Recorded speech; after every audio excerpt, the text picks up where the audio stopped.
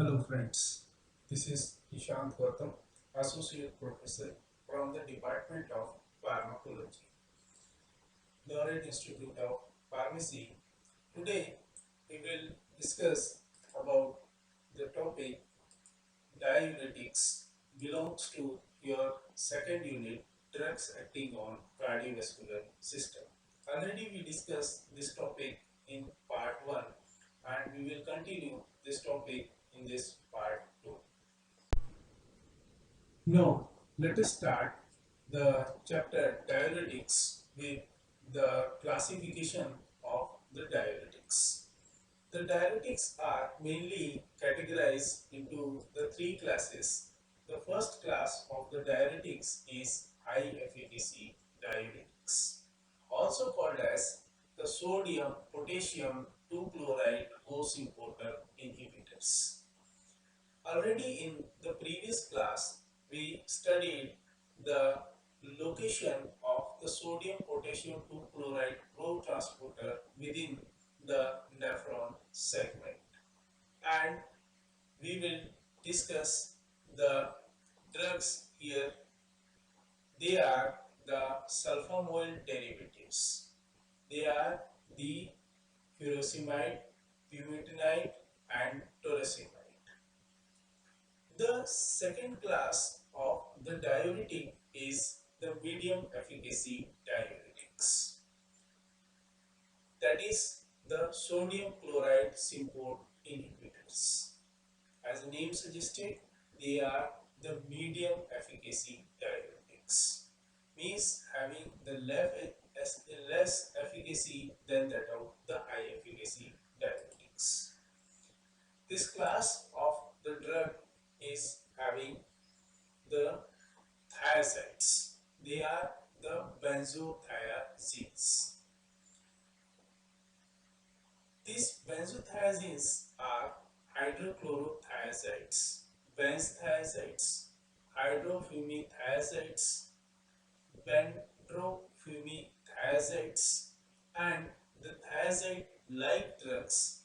They are related to heterocyclics are chlorthalidone, metolazone, zipimamide, indapamide, clopamide.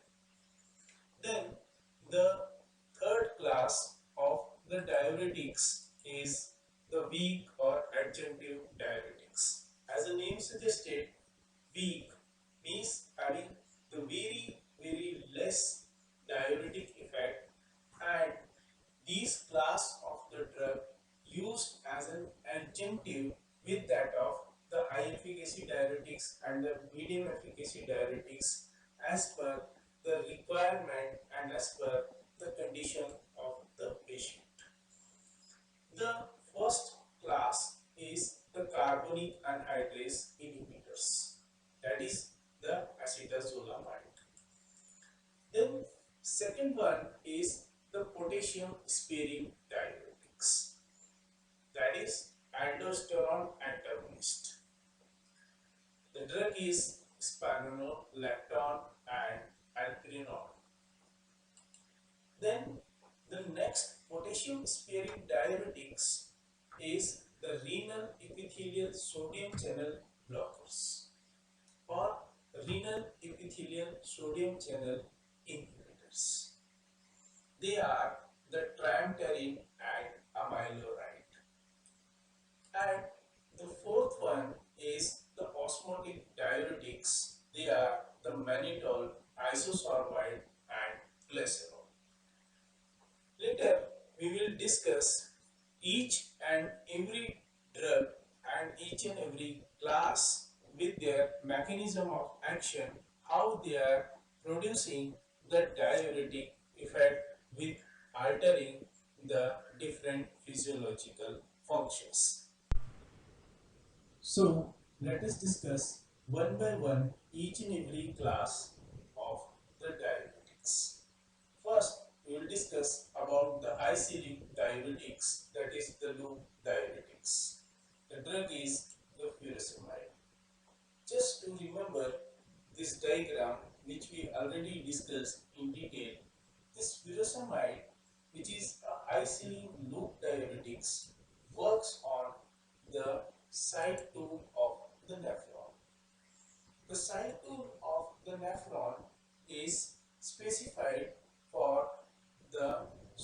sodium, potassium and 2-chloride symporter, which is made inhibited by high sealing loop diuretics, that is the furosemide.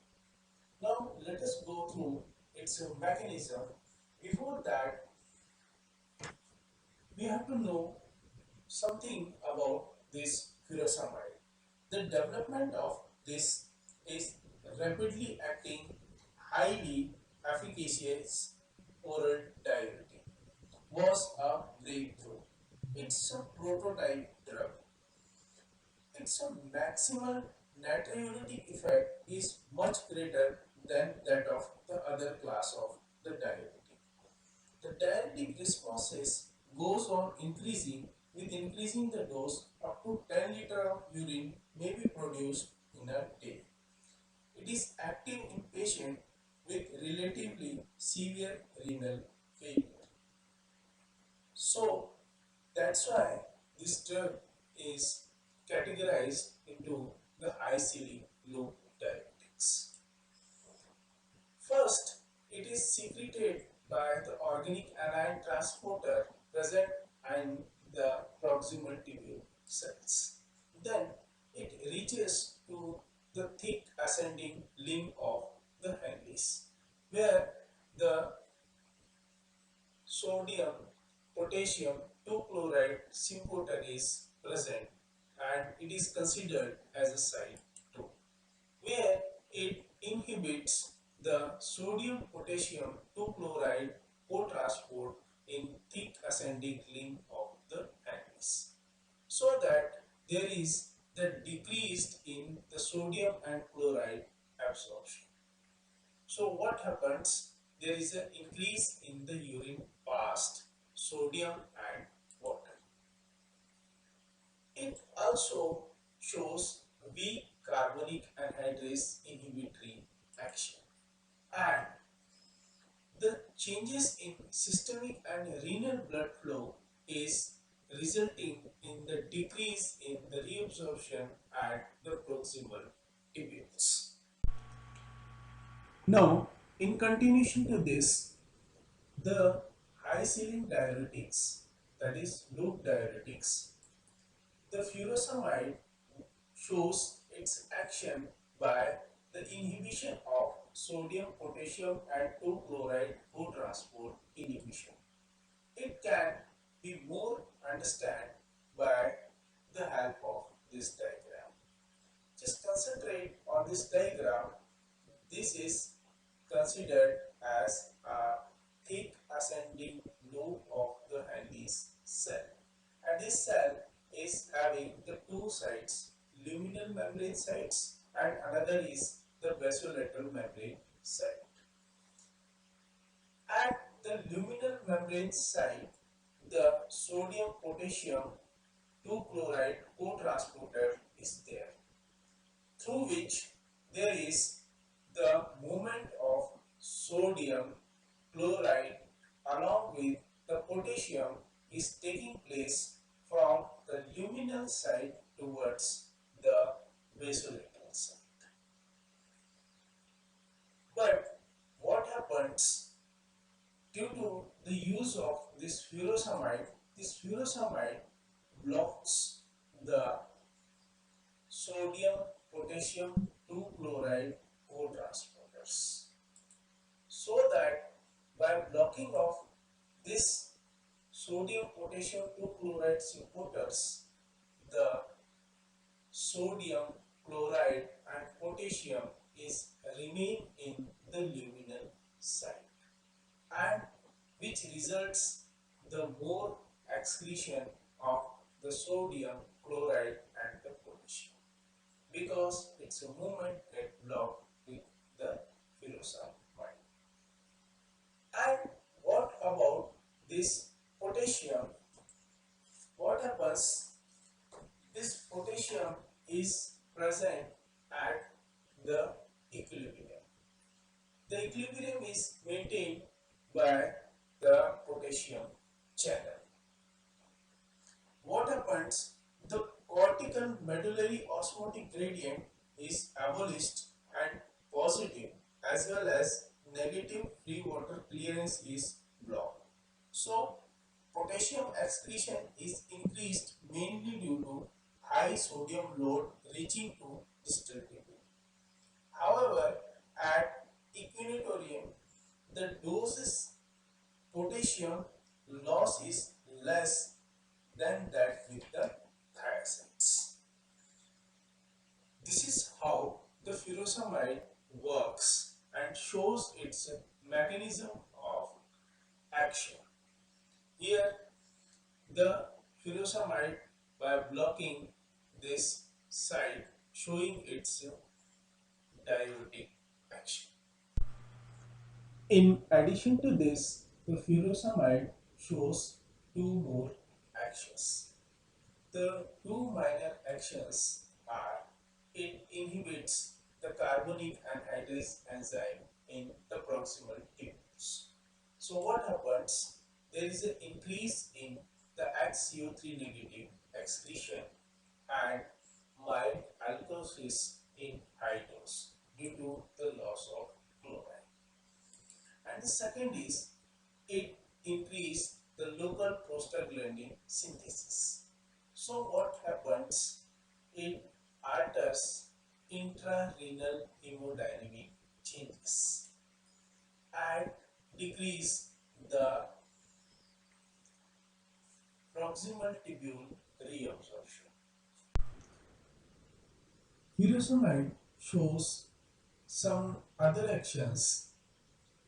It shows prompt increase in systemic venous capacitance through the prostaglandin mediated system. It decreases left ventricular filling pressure, affords quick relief in left ventricular failure and pulmonary edema. Now, let us discuss about the onset of action of the ICD diuretics. The ICD diuretics, furosemide, bumetanide, and torsemide, shows the dose-dependent diuresis. Up to the 10 liter per day of urine can be produced in a dose-dependent manner. The high ceiling loop diuretics shows quick onset of action. Intravenously 2 to 5 minutes and orally 20 to 40 minutes. The short duration of action is shown by the high ceiling loop diuretics in 4 to 6 hours. Now, let us discuss about the pharmacokinetics of furosemide. The absorption after oral administration takes 2 to 3 hours. The bioavailability of furosemide is 60%, but reduced in severe congestive heart failure. The plasma half-life of furosemide is 1 to 2 hours, but single oral dose acts for 4 to 6 hours, whereas prolonged in pulmonary edema, renal and hepatic insufficiency. So, what are the uses of the high ceiling diuretics? Therapeutically, the high ceiling loop diuretics used to treat the edema, preferred in the CHF. Nephrotic syndrome, chronic renal failure, resistant edema, and impeding the acute renal failure. It is also used to treat the acute pulmonary edema, mainly the acute left ventricular failure following the myocardial infarction. It is mostly used in the treatment of hypertension, whereas coexisting the renal deficiency, the CHF resistant cases, hypersensitive emergencies. Also used along with the blood transfusion to control the volume of the blood.